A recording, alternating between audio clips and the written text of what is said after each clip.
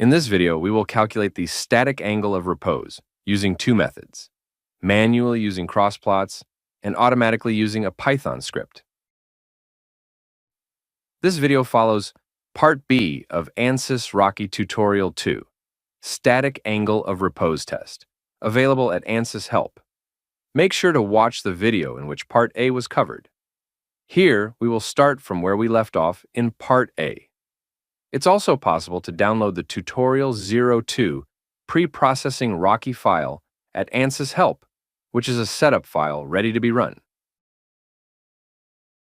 We will start by creating a crossplot through the window menu to see the projection of the particles pile in the XY plane. We will drag the coordinate Y property from the particle into the new crossplot window and select coordinate X as a domain. By clicking on the window settings, we will change the coordinate X limits to specific user-defined limits. We'll proceed to do the same for coordinate Y. The resulting graphic looks like this. Next, we will post-process our results automatically by using a Python script. Open the PrePost Script Panel available in the Tools menu. By clicking on the folder icon, the Scripts directory will open. From the tutorial files downloaded from Ansys Help, we will find the script and paste it in the directory. The new script will appear in the PrePost Scripts tool. To run it, we will click on the Playback Script button. After the script finishes the calculation, the resulting plot will be displayed.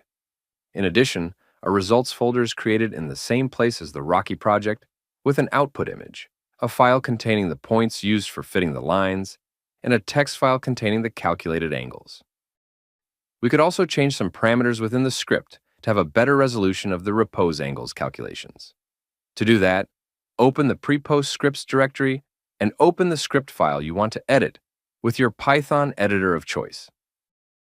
Ansys Rocky was used to verify the repose profile of particles in order to calculate the static angle of repose.